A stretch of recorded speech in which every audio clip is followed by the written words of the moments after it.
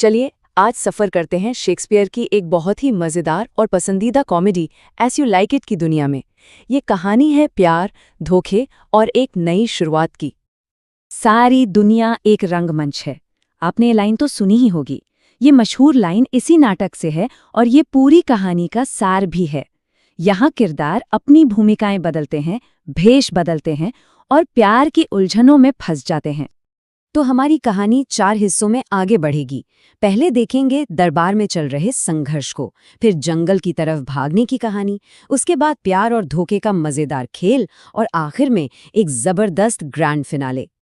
तो हमारी कहानी की शुरुआत होती है ड्यूक फ्रेडरिक के दरबार से।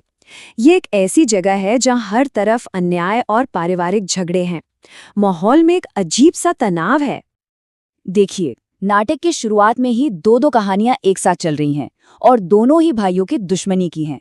एक तरफ ऑरलैंडो है जिसे उसका बड़ा भाई ओलिवर सता रहा है, तो दूसरी तरफ ड्यूक फ्रेडरिक है जिसने अपने ही भाई ड्यूक सीनियर से राजपाट छीन लिया है।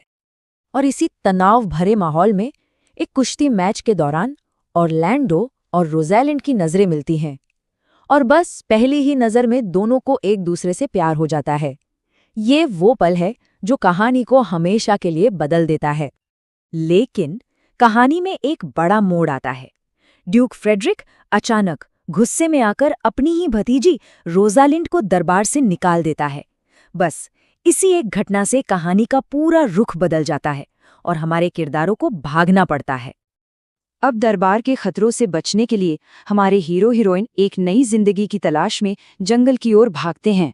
चलिए देखते हैं कि उनका एस्केप प्लान क्या है। उनका बचने का प्लान काफी चालाकी भरा है। आप देखिए, रोज़ालिंड एक लड़के गैनीमेड का भेष बदलती है और सीलिया एक मामूली गडरिन एलियाना बन जाती है। और ये जो भेष बदलने का आइडिया है ना, यही कहानी में आगे चलकर बहुत सारे मजेदार मोड़ लाने वाला है। और इस तरह वो पहुंचते हैं आर्डन के जंगल में। जैसा कि सीलिया कहती है, ये देश निकाला नहीं बल्कि आज़ादी की तरफ एक कदम है। यहाँ जंगल उनके लिए सजा नहीं बल्कि एक नई और खुली शुरुआत का प्रतीक बन जाता है। जंगल में आकर वे उस बनावटी दरबारी जिंदगी को पीछे छोड़ देते हैं और एक बहुत ही साधारण जिंदगी अपनाते हैं। यहीं प्रकृति के बीच असली कॉमेडी और रोमांस की कहानी शुरू होती है। तो अब कहानी प्यार, झूठ और भेष बदलने के खेल में और ज्यादा उलझ जाती है और सही मायनों में यहीं से असली रोमांटिक कॉमेडी रफ्तार पकड़ती है। अरे वाह, ऑरलैंडो भी अपने भाई से बचकर जंगल में पहुंच गया है। और वो क्या कर रहा है? पेड़ों पर रोज़ालिंड के लिए अजीब अजीब सी कविताएं लिखकर टांग रहा है। इसी से रोज़ालिंड को पता चलता है कि अरे, ऑरलैंडो भी यहीं कहीं है। और अब आता है कहानी का सबसे मजेदार हिस्सा। सोचिए जरा, रोज़ालिंड जो खुद एक लड़के यानी गैनीमीड के भेष में है, वो ऑरलैंडो को उसके प्यार के मर्ज से ठीक करने का ऑफर देती है। कैसे? वो रोज़ालिंड होने का नाटक करके ऑरलैंडो को सिखाएगी कि खुद रोज़ालिंड को कैसे मनाया जाए। ये जो सिचुएशन है ना, यही इस प्ले की कॉमेडी का दिल है। लेकिन जंगल में सिर्फ एक ही लव स्टोरी नहीं चल रही। एक और गडरिन है फीबी, जो गैनीमेड यानी कि रोज़ालिंड के प्यार में पड़ जाती है।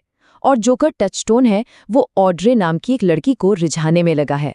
मतलब प्यार के कई रूप देखने को मिल रहे हैं, कुछ जटिल और कुछ बहुत ही मजेदार। चलिए अब कहानी के फिनाले की तरफ बढ़ते हैं, जहां प्यार के सारे उलझे हुए धागे सुलझते हैं। और अंत कैसा होता है? एक नहीं, दो नहीं, बल्कि पूरी 4 शादियों वाला एक शानदार ग्रैंड फिनाले। कहानी में एक और नाटकीय मोड़ आता है जब ऑरलैंडो अपने जानी दुश्मन भाई ओलिवर को एक शेरनी से बचाता है। इस एक घटना से ओलिवर का दिल पूरी तरह बदल जाता है। वो न सिर्फ माफी मांगता है बल्कि उसे पहली ही नजर में सीलिया से प्यार भी हो जाता है। और फिर आता है सबसे बड़ा खुलासा। रोज़ालिंड अपना वादा पूरा करती है। वो अपनी असली पहचान सबके सामने लाती है और इतनी खूबसूरती से सब कुछ सेट करती है कि एक ही दिन में 4 जोड़े शादी के बंधन में बंध जाते हैं। और कहानी में जैसे एक आखिरी जादू होता है। विलेन ड्यूक फ्रेडरिक का भी दिल बदल जाता है। वो जंगल में एक साधु से मिलता है और अपनी सारी शक्ति त्याग कर अपने भाई को सिंहासन वापस लौटा देता है, बिना किसी लड़ाई झगड़े के। तो ये थी एज यू लाइक इट की कहानी। सब कुछ कितनी आसानी से और खुशी खुशी खत्म हो गया है ना। लेकिन यही बात एक सवाल खड़ा करती है, क्या ये वाकई एक प्यारी सी परी कथा है या शेक्सपियर यहाँ पे हैप्पी एंडिंग के आइडिया का ही मजाक उड़ा रहे हैं? सोचने वाली बात है।